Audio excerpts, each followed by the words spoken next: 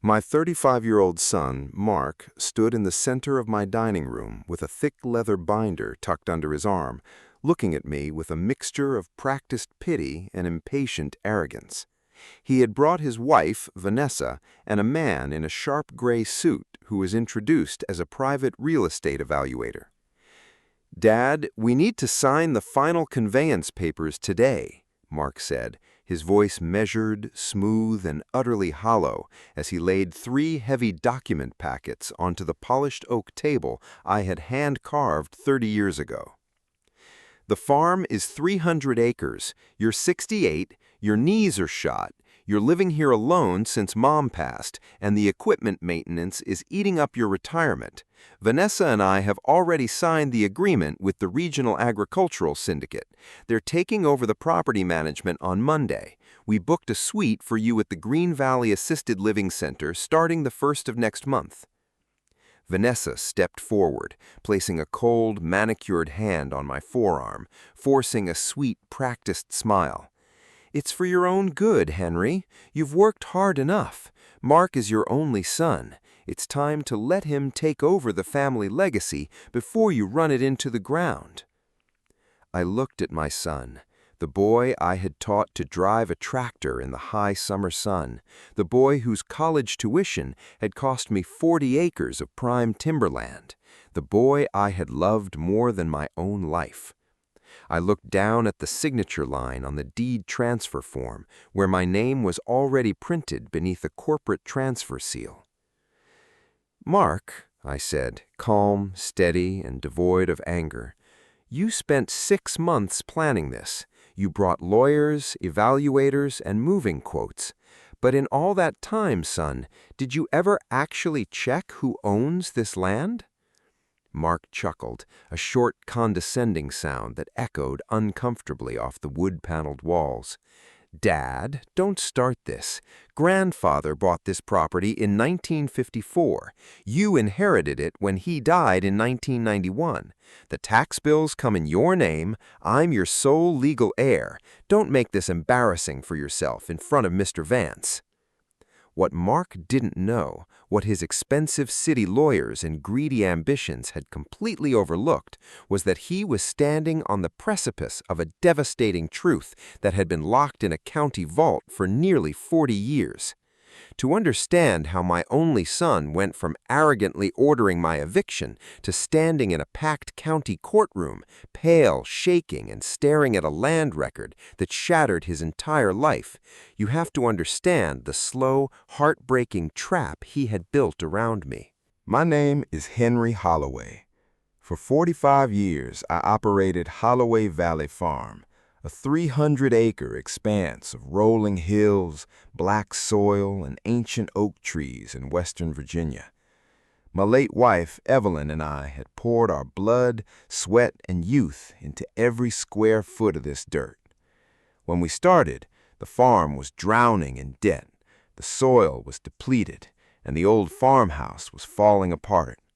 We lived on oats and canned tomatoes for 5 years to pay off the banknotes, turning a dying tract of land into one of the most productive organic grain operations in the state.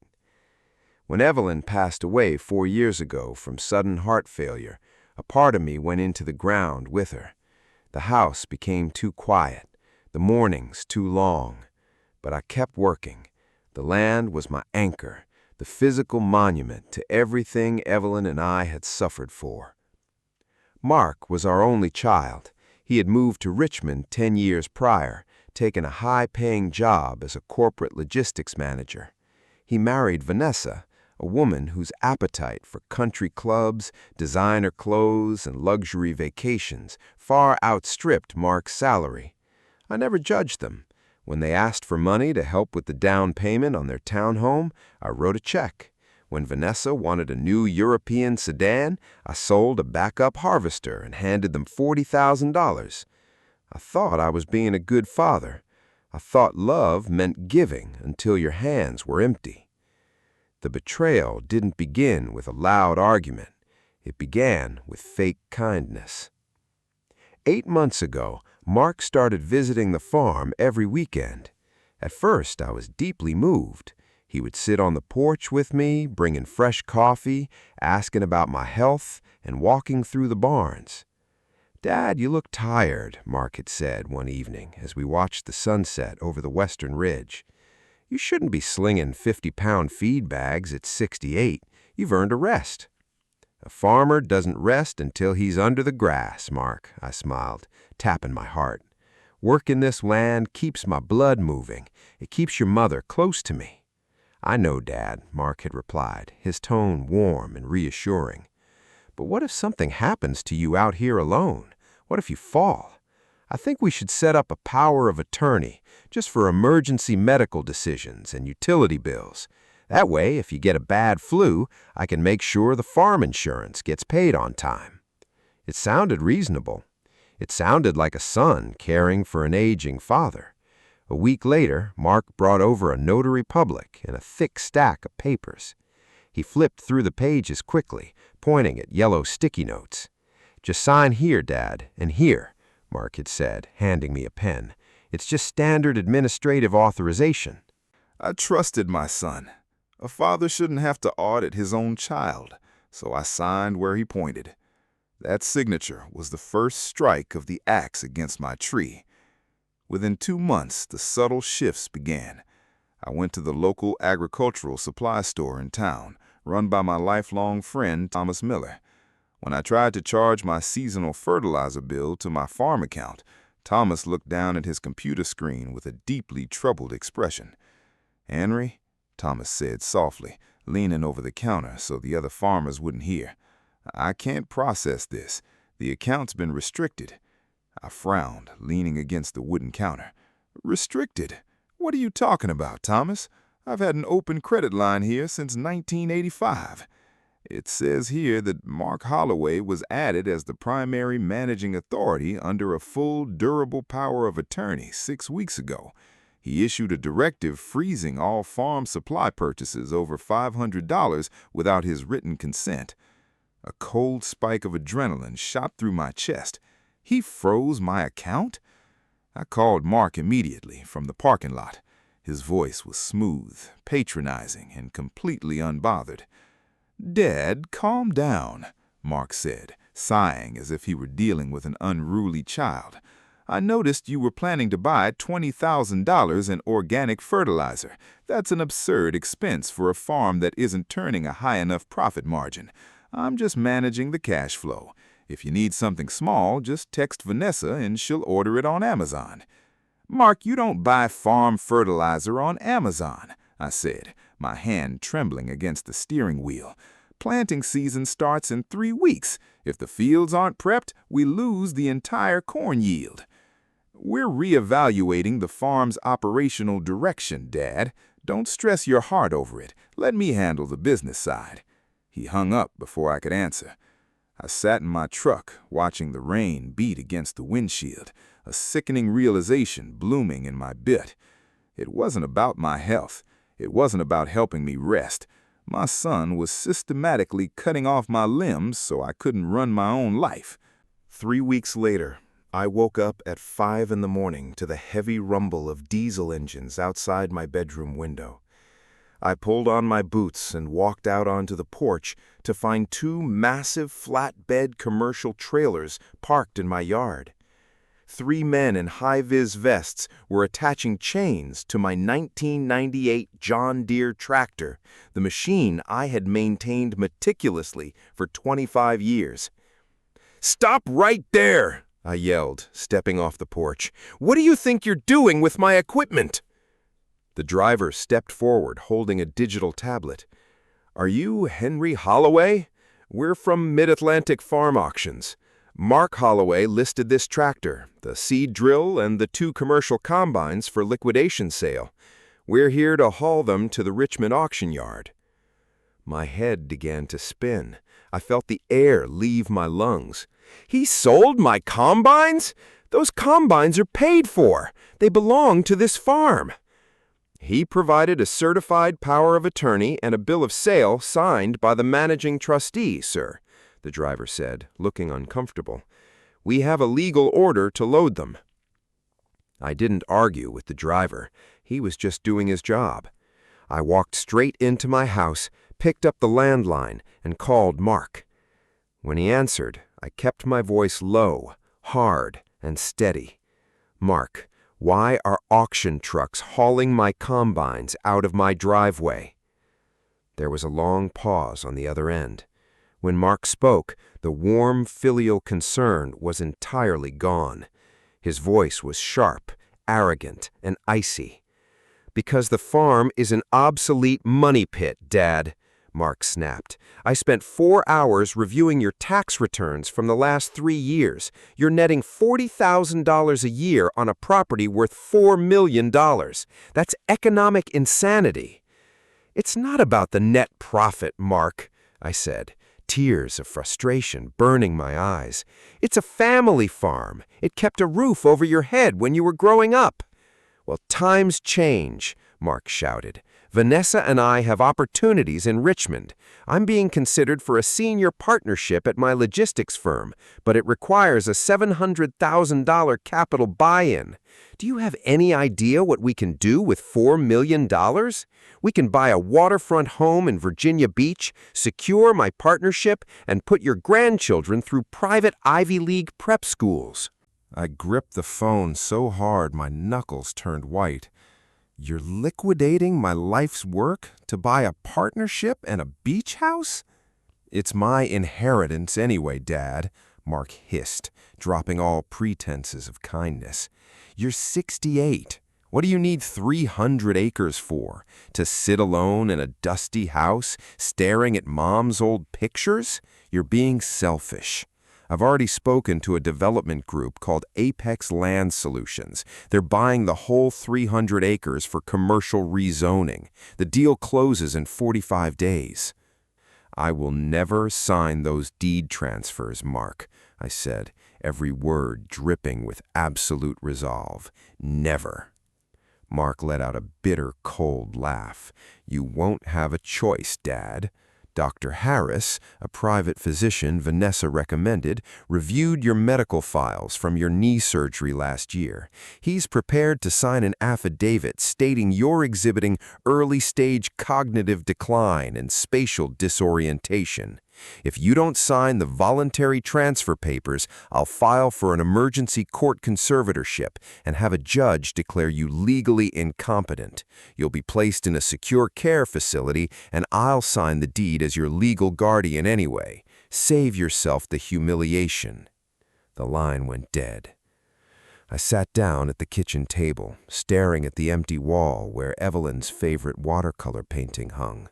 I felt small, frail, and completely crushed. My own son, the boy I had cradled in my arms, had built a legal cage around me. He had weaponized my age, my grief, and my love against me. For 2 days I didn't leave the house. I sat in the dark, feeling the cold weight of despair pressed down on my chest. I thought about giving up. I thought about packing my clothes into a trunk and letting him take it all. What was the point of fighting your own child? But on the 3rd morning, as the sun began to rise over the oak grove, I looked out the window and saw a red-tailed hawk soaring high above the south field. That field was where Evelyn and I had stood in the summer of 1982, holding hands, praying for rain during the worst drought in Virginia history. We hadn't given up then, and I wasn't going to let my wife's memory be paved over for a commercial shopping center. I got into my old pickup truck, the one piece of machinery Mark hadn't been able to sell because the title was kept in my personal safe, and drove into town to see an old friend, Judge Robert Sterling. Robert was 71, retired from the circuit court bench, and lived in a quiet brick house near the county courthouse. We had played high school football together 50 years ago. I sat in Robert's study, surrounded by floor-to-ceiling law books, and laid out everything. The power of attorney, the frozen farm accounts, the sold combines, and Mark's threat of a mental competency hearing. Robert read through the documents, his thick gray eyebrows drawing tighter and tighter until his face was dark with outrage. He slammed his reading glasses onto his desk. "That ungrateful little viper," Robert growled, his voice trembling with anger. "Henry, he used a boilerplate power of attorney form that gave him immediate administrative control without requiring a medical trigger clause. He tricked you." "Can he take the land, Robert?" I asked, my voice barely above a whisper. "Can he force me into a home and sell the farm to Apex Land Solutions?" Robert leaned back in his leather chair, tapping his fingers together. "If he files the competency petition with Dr. Harris's affidavit, a city judge might grant him a temporary conservatorship while the court orders an independent evaluation. In those 2 or 3 months, Mark could execute a provisional sales contract with Apex.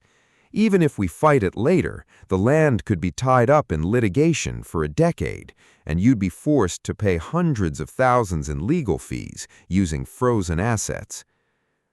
I bowed my head, feeling the heavy shadow of defeat fall over me again. "So, he wins." Robert didn't answer immediately. He stood up, walked over to a heavy steel filing cabinet in the corner of his room, pulled out a key, and unlocked the bottom drawer. He reached deep into the back and pulled out a thick, yellowed land ledger stamped with the official seal of the county registrar from 1986. "Henry," Robert said softly, placing the ledger on the desk in front of me, "do you remember 38 years ago when your father's estate went through probate after he passed?" "Of course I remember," I said, frowning. "Dad left the farm to me. I paid off my 2 sisters' shares out of my own savings so we wouldn't have to divide the acreage." "You did," Robert said, a faint, sharp smile touching his lips. "But do you remember what happened in November of 1986 when you took out that secondary federal land development loan to build the irrigation system?" I blinked, trying to pull the memory from the foggy depths of my mind. I remember signing loan papers at the Federal Land Bank. Evelyn and I went together." Robert opened the yellowed ledger to a page marked with a red velvet ribbon. "Your father's original deed was flawed, Henry," Robert revealed, pointing his finger at a bold paragraph of hand-typed text. "When the bank's title examiners reviewed the property in 1986, they discovered that 40% of the 300 acres, specifically the North Ridge and the water basin, was originally part of an 1890 historic agricultural grant. To secure the federal loan, you and Evelyn didn't just refinance the property, you established the Evelyn and Henry Holloway Irrevocable Agricultural Land Trust." I stared at the paper. "A trust? Robert, I forgot all about that. We just signed what the bank lawyer told us to sign to get the irrigation loan." "You forgot, but the county recorder didn't," Robert said, his eyes gleaming with fierce legal satisfaction. "Under explicit, immutable terms of the 1986 trust charter, the title to the entire 300 acres was permanently transferred out of your individual name and into the trust." "What does that mean, Robert?" I asked, leaning forward, my heart hammering against my ribs. "It means," Robert whispered, leaning across the desk, "that you haven't personally owned Holloway Valley Farm since 1986. You are merely the lifetime managing trustee. The land itself is owned by the trust entity. And under Section 14 of that recorded charter, the land can never be sold, mortgaged, subdivided, or transferred by any personal power of attorney, any civil conservatorship, or any individual heir." I sat frozen, trying to process the monumental weight of his words. It can't be sold at all?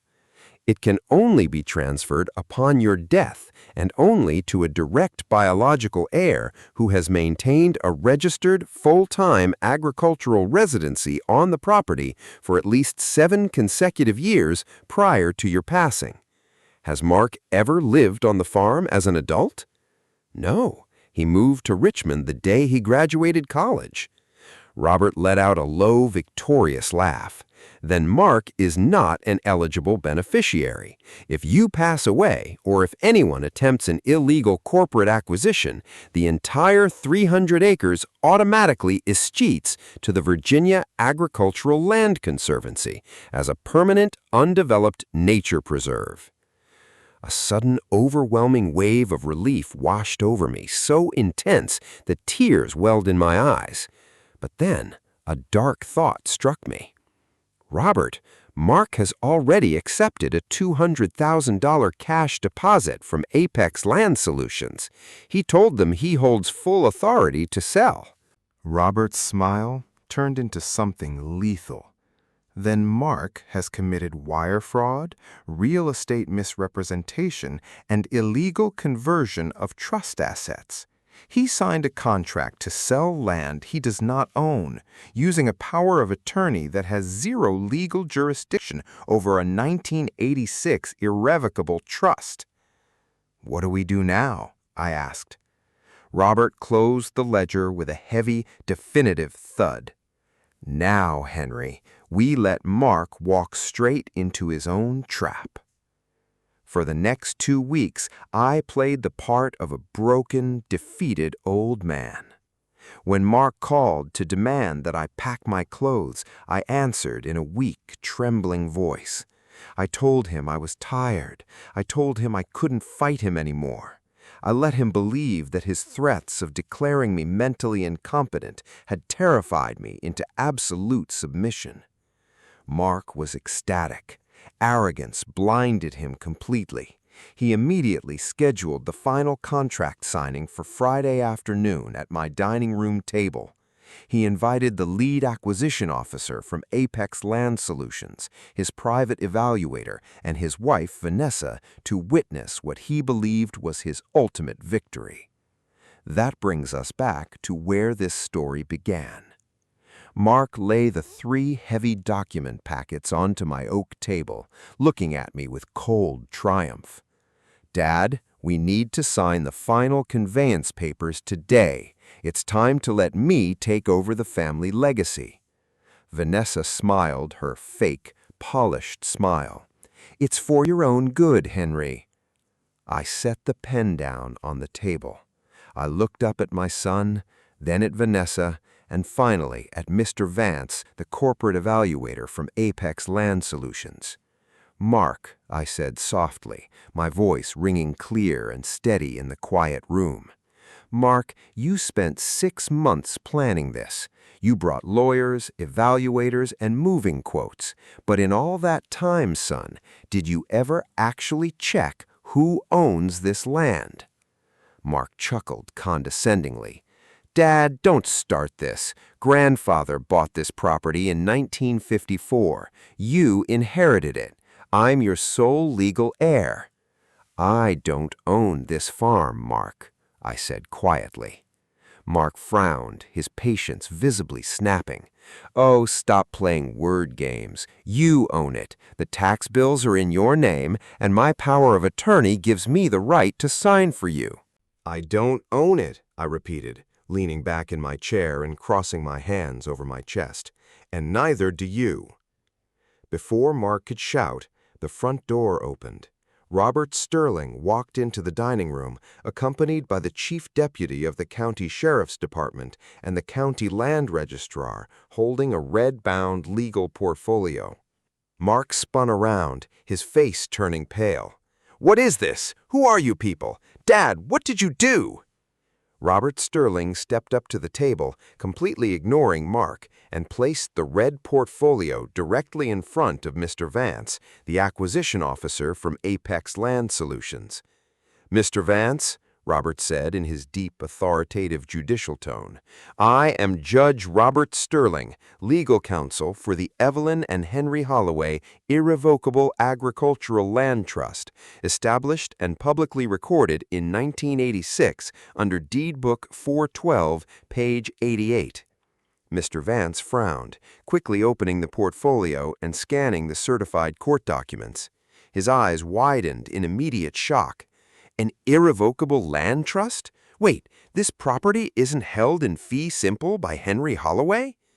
"It has not been held in fee simple for 38 years," Robert declared calmly.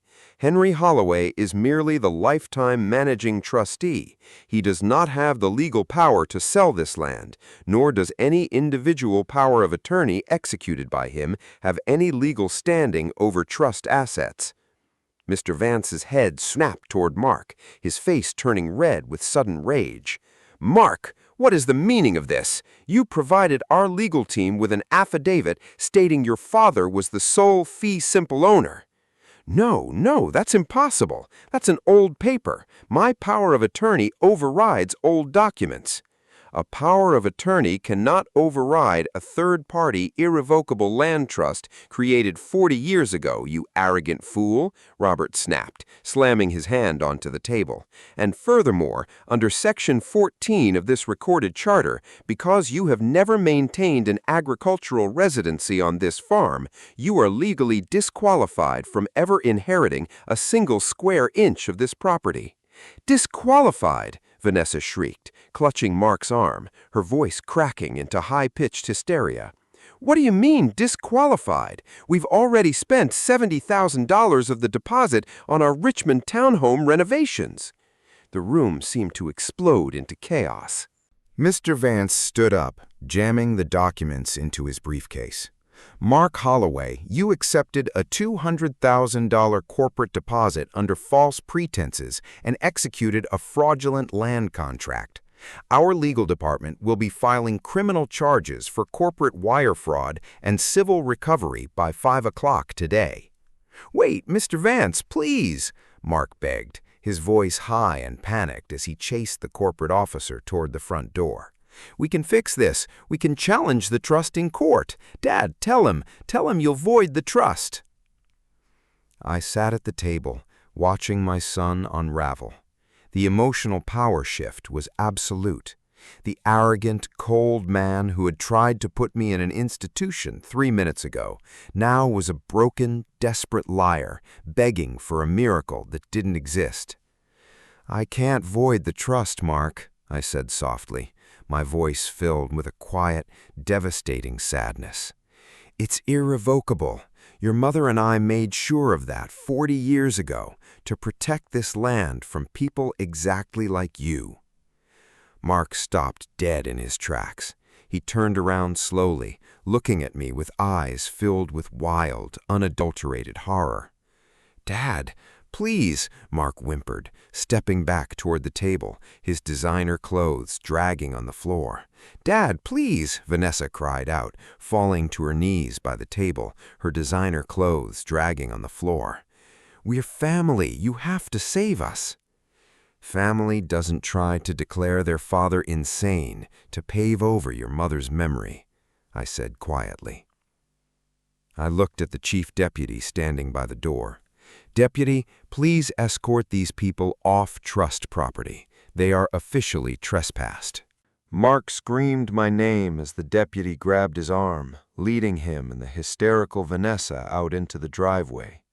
Their shouts echoed across the yard, fading into the distance as their luxury car sped away down the gravel road, leaving behind a cloud of white dust that slowly settled in the afternoon sun.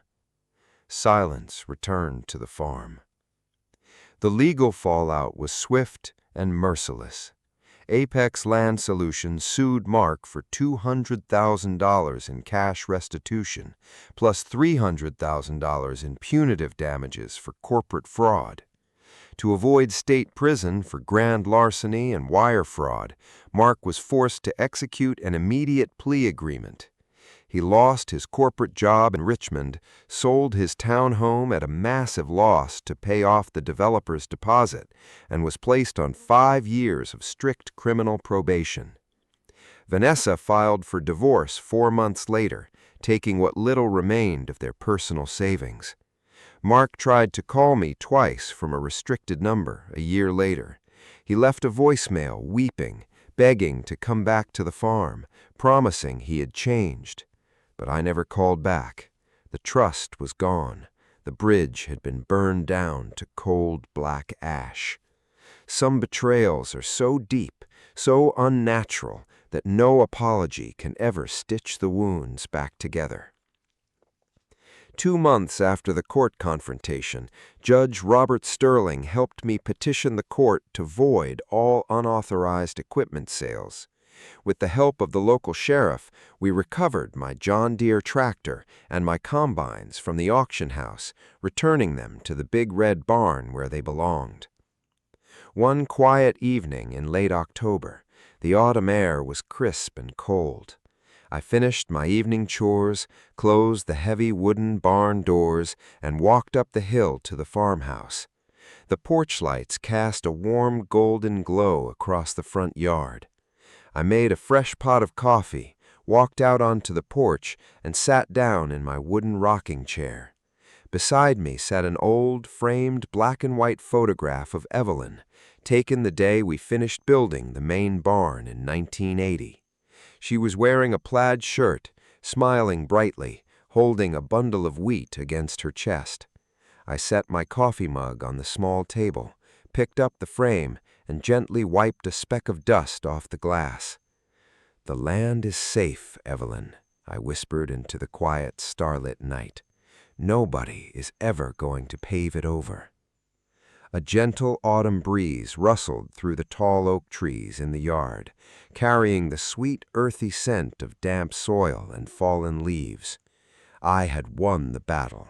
I had kept my home, my farm, and my dignity. My son had been stopped, justice had been served, and the land was protected forever.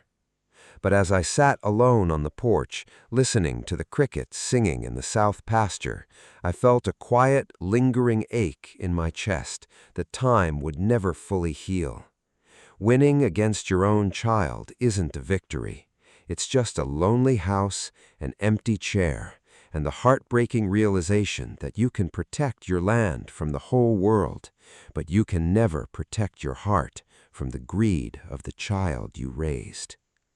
I set the photograph down, leaned back in my chair, and rocked slowly in the quiet darkness, watching the stars shine brightly over the land I had saved.